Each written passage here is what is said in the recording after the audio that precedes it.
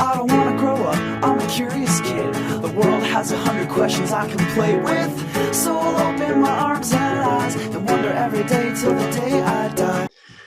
All right, let's go. Our first speaker is Stanford environmental scientist Luísa Genes on rewilding tropical forests. Before joining the Stanford Biology Department, as a PhD student, Luísa completed her Bachelor of Science and Master of Science degrees in ecology at the Universidade Federal do Rio, Rio de Janeiro, in Brazil, where she studied the effects of howler monkey reintroduction to tropical forests. As we will see, Luísa is passionate about hands-on conservation. Please welcome Stanford environmental scientist, Luísa Genes. All right, Luísa, please share your screen and we will get going. Yes, I will just share.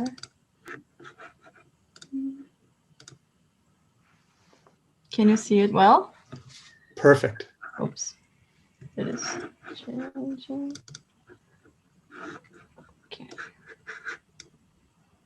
Okay. Good evening, everyone. Thank you, Tucker, for the invitation and the opportunity to talk about my favorite topic in the world with this wonderful Wonderfest audience. My name is Luísa Genes. I'm a PhD student in Stanford University Department of Biology. I'm an ecologist, and as I said, I got my bachelor and master's at the Federal University of Rio de Janeiro in Brazil, where I developed a large part of the work that I'll be sharing with you today. And just a second, okay.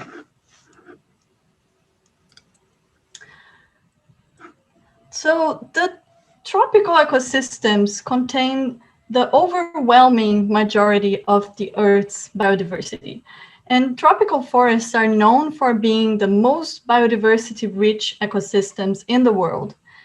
And everyone who already had the opportunity to step into a tropical forest will know that.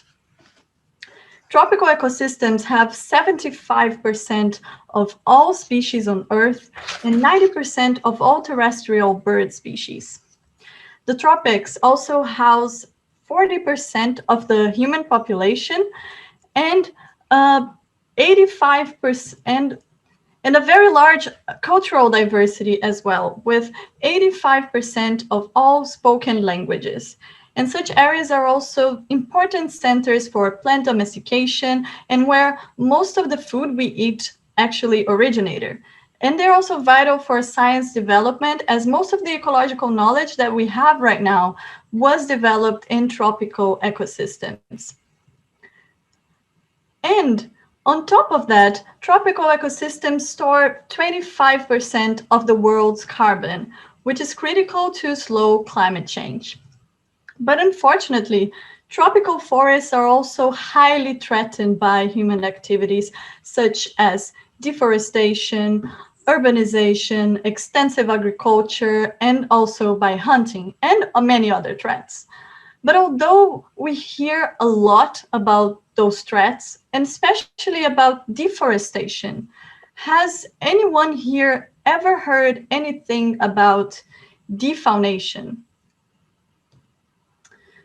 Defaunation is the global, local, or functional extinction of animal populations or species due to direct or indirect human activities. And in this map, we can see in warmer colors the areas that are more defaunated, meaning that more animal populations are threatened. And you can see that the tropical areas are exactly the ones that have the most red colors. And what's critical about defaunation is that it starts way before species extinction. For a species to be considered extinct, first its distribution will decline, so we'll not be going to be able to find them in places where you used to find them. Then their population sizes also shrink, which means that even in places where you technically could find them, it can be really difficult to find them. And then, oops, a cat. I'm sorry. Just defaunated your desk. Yeah. And then it's just, yeah. Well, the population sizes will shrink, which means that even in places where you could find those species, you might not be able to find them. And then only after you can't find any more individuals in the entire world, a species is declared as extinct. So to exemplify, you can look at those maps that show the past, current, and current distribution of elephants, hippos, and rhinoceros. A couple of decades ago, you could find them in all those areas in blue, but now you can only find them in those areas in red.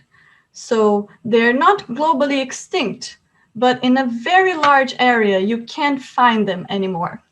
And this is terrible news for their species, but also terrible news for those areas where they used to be, because this will affect all other species that they interact with. So in other words, this will affect all the other species that ate them and all the other species that they ate as well. And what's critical about defaunation is that it is not random. Not all species disappear equally, but instead, the largest species disappear first. So in this figure, we can see the size of animals that were extinct or that are threatened in different periods of time. So way back 15,000 years ago, animals were much larger than they were right now, but mainly due to hunting, all the largest ones went extinct. So in red, you can see all the animals, the size distribution of the animals that were extinct in the Pleistocene, long time ago. But then, more recently in the Anthropocene, again, the largest ones went extinct.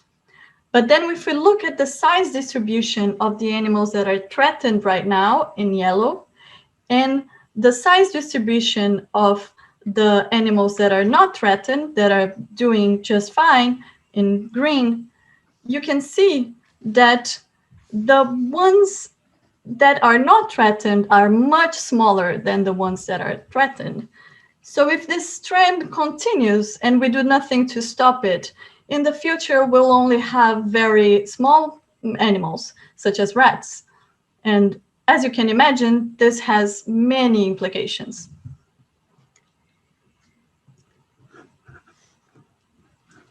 Oops.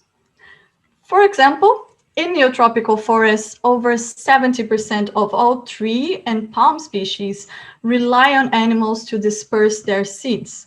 So animals are basically the forest gardeners. So if you imagine that all those animals that you see in this figure on the right were, except the jaguar, which eats other animals. So if all the other animals had there ate the plants that we see, ate fruits from the plants that we see on the left, and if they went extinct, all those plants will not have any means of being dispersed, of germinating, and in the long term, they will also go extinct. So again, this is not random. So because larger animals have a higher chance of going extinct, and only larger animals can disperse certain plants with larger seeds. So those plants will also be more threatened than others if those animals disappear. And this will ultimately mean that humans will also have problems, because many people rely on forest products to survive, and because those forests also store carbon and may have many other important services to society. So the entire forest depends on the existence of those animals, and they are disappearing everywhere. That's why talking about rewilding and bringing those animals back is more important than ever.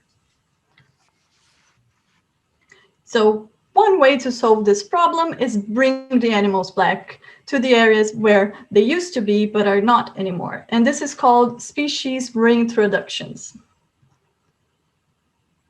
In rewilding, basically means using species reintroductions to restore ecological interactions and promote self-regulating biodiverse ecosystem. In other words, bringing back the animals so they can, for example, eat and disperse those plants again. But unfortunately, most rewilding projects and most of the rewilding studies have been done in Europe and in the US. So you can see in this map, there's 28 studies in North America and 20 in Europe, and other studies scattered around the rest of the globe. So there is a lot of uncertainty whether rewilding can really help to restore those lost interactions in the forest, and especially for tropical forests. So for the rest of the talk, I'm going to explore the following question. Can rewilding restore disturbed ecosystems in the tropics?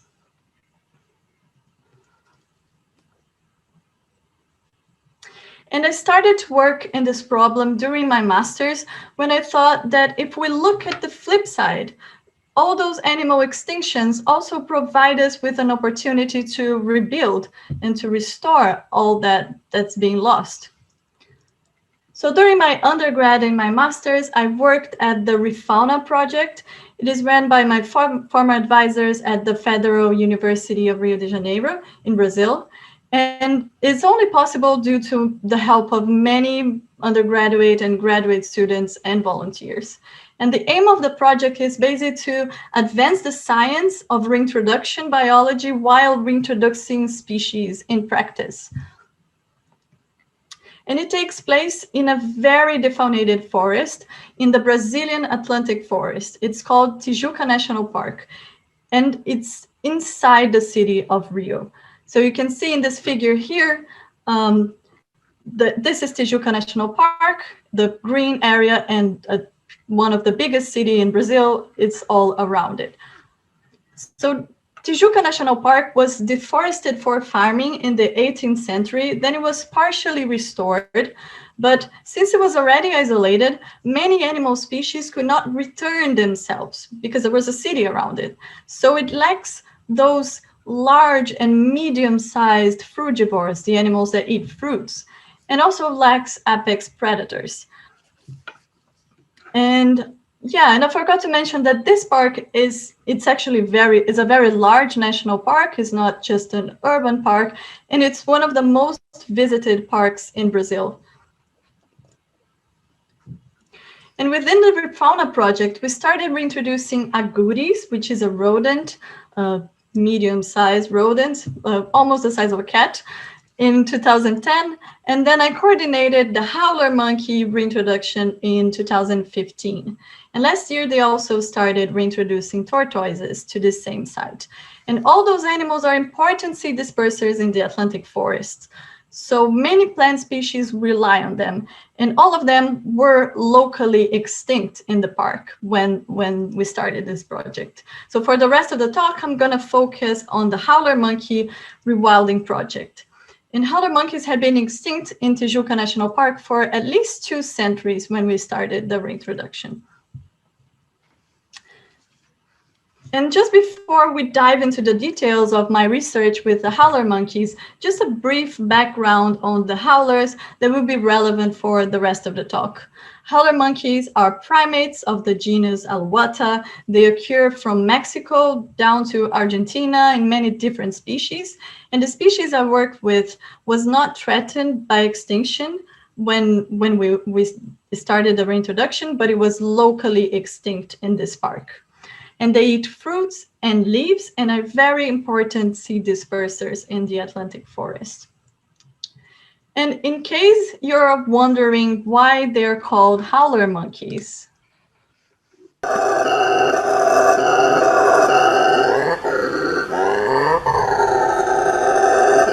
that's why. Yeah, and although howler monkeys are considered to be important seed dispersers, they may also be considered poor seed dispersers because they usually disperse seeds relatively small distances, and because of their clump defecation patterns. What is that? When they defecate, all the seeds are tied together in a dung pile, which may attract more seed predators and pathogens, and therefore the seeds that they eat and they disperse may not germinate. And that's why the recruitment of the plants consumed by howler monkeys depends on a process called secondary seed dispersal, done by dung beetles. Basically, what happens here is that the howlers eat a fruit, swallow the seeds. When they defecate, the seeds fall into the ground, embedded in poop, and dung beetles are not interested in the seeds, but they use the dung for nesting and for feeding.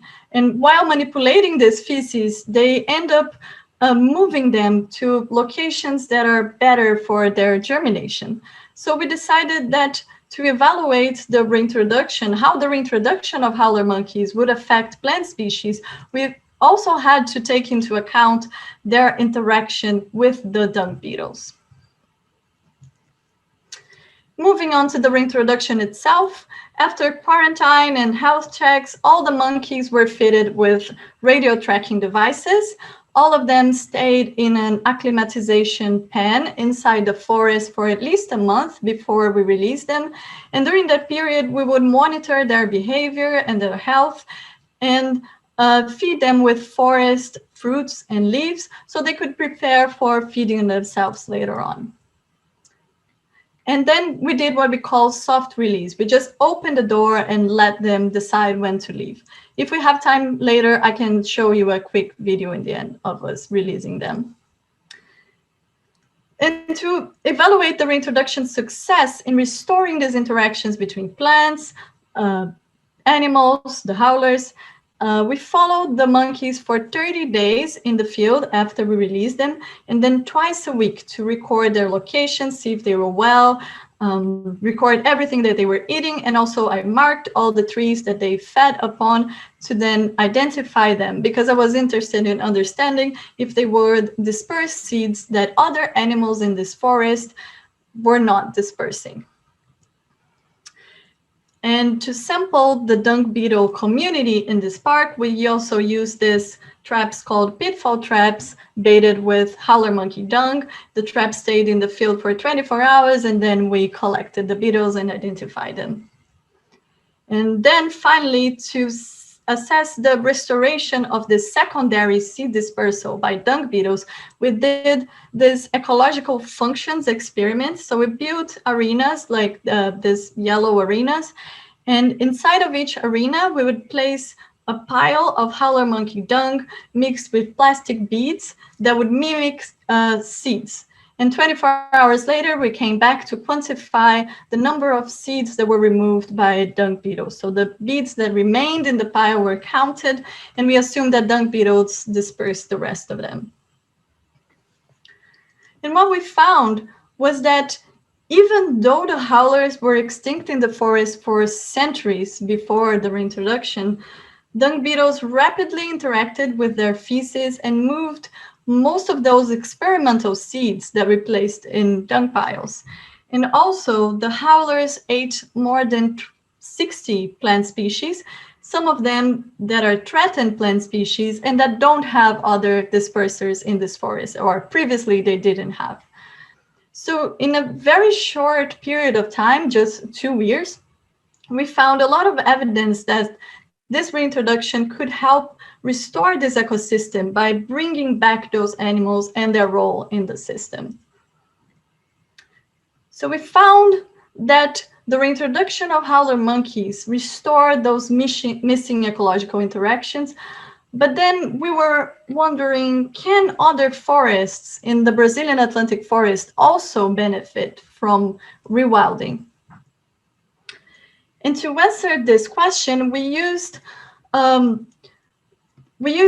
estimated what would be the credit or the amount of interactions that could be restored by rewilding in thousands of sites in the Brazilian Atlantic forest. And those are the results. So in red, you can see individual sites that would benefit a lot from rewilding, which includes Tijuca National Park, where we introduce the howlers, and in blue, areas that need other type of conservation approach before rewilding could be done.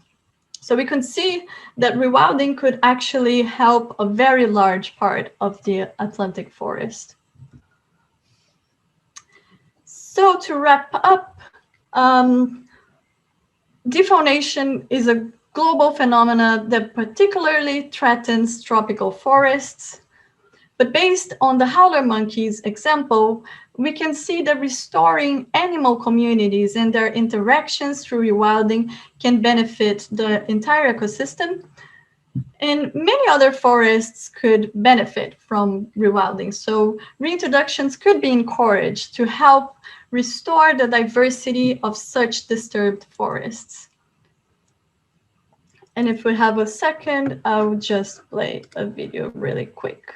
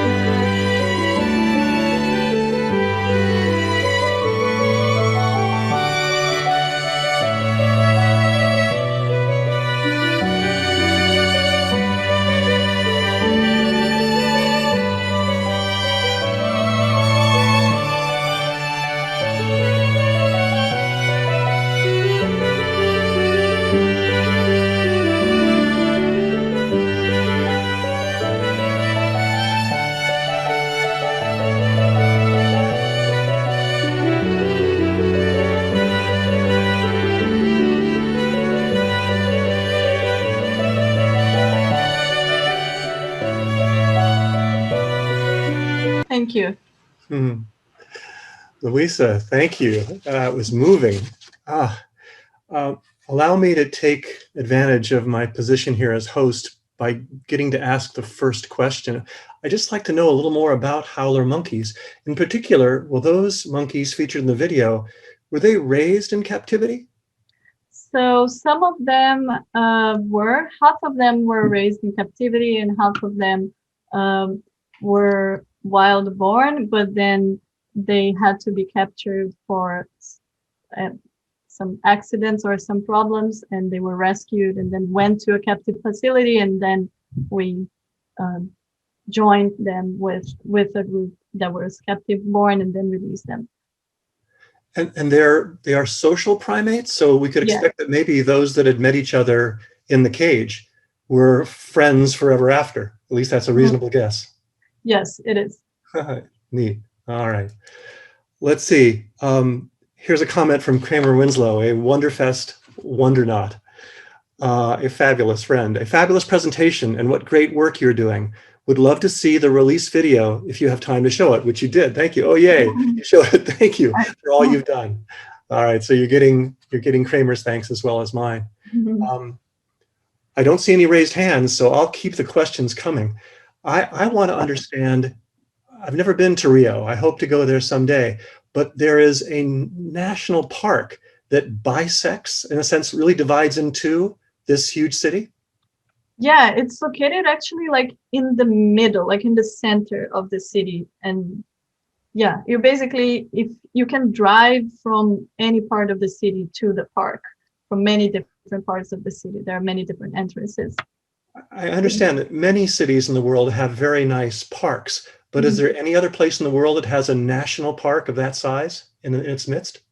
Not that I'm aware of, because yeah, this is actually a very, very large national park. It's almost 5,000 hectares, very big. Is it fair to assume that whatever practices led to the local extinction of the howler monkeys will not be repeated? That is, there won't be, I take it was human predation that did them in? Yes, that's a really, really important question. So to do the reintroduction, and actually anyone that wants to work on in any reintroduction project has to follow some guidelines developed by the IUCN, the International Union for the Conservation. And their guidelines say that you shouldn't reintroduce a species if the threat that drove them to extinction is still present. So the very first step is to evaluate if what made the species to go extinct, and then to make sure that this threat is not there anymore. So because this whole area of the national park was farmed in the 18th century, so it was actually not hunting who made them go extinct, but instead the fact that the forest was gone was mostly deforestation that drove them to extinction there. And now we have a park again, so we can assume that the threat is not there anymore. Oh, so that implies that there was a concerted effort on behalf of Rio de Janeiro and Brazil to reestablish this national park area. It was at one time not nearly as verdant, as rich as it is now. Mm-hmm. Oh, Exactly. neat. Yeah, thanks. Mm-hmm.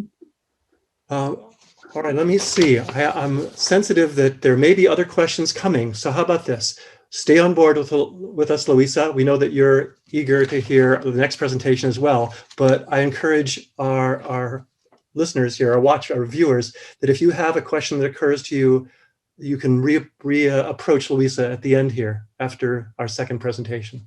All right, very good. Thank you, Luísa. Thank you.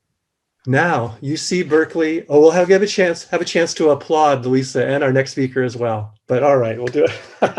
Okay that they have more questions on the chat, or oh, good grief, I didn't notice it. Thank you very much. Yes, indeed. Hang on one second, please. Let me wait. All right.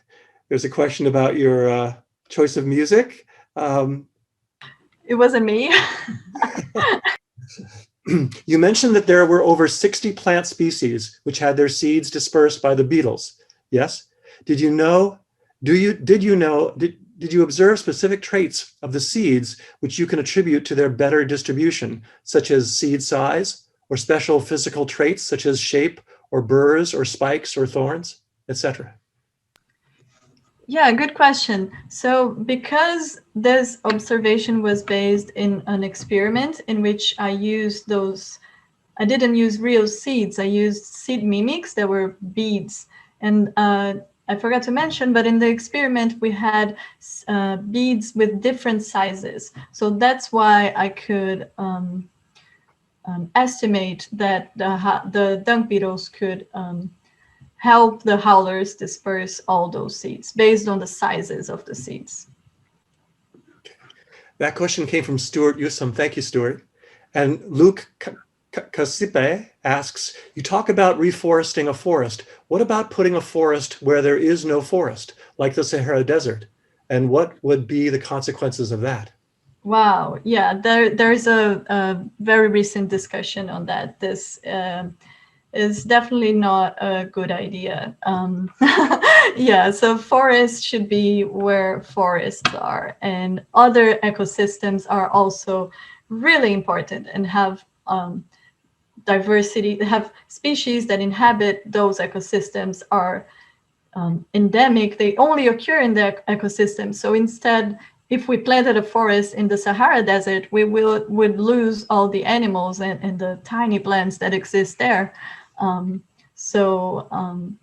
I think the best approach is to plant trees where trees existed, but you can also restore damaged ecosystems that are not forests. So that are different approaches to restore prairies or to restore savannas, planting other plants that are native to those areas, but they are not trees. Luísa, I see that Jim Stauffer has a hand raised here, a virtual hand. Jim, please unmute yourself and ask your question. Yeah, I had to step away, so maybe you even answered this, but related to the question of putting a forest in the Sahara, with global warming, the patches of different climates are migrating northward in the northern hemisphere, I assume southward in the south.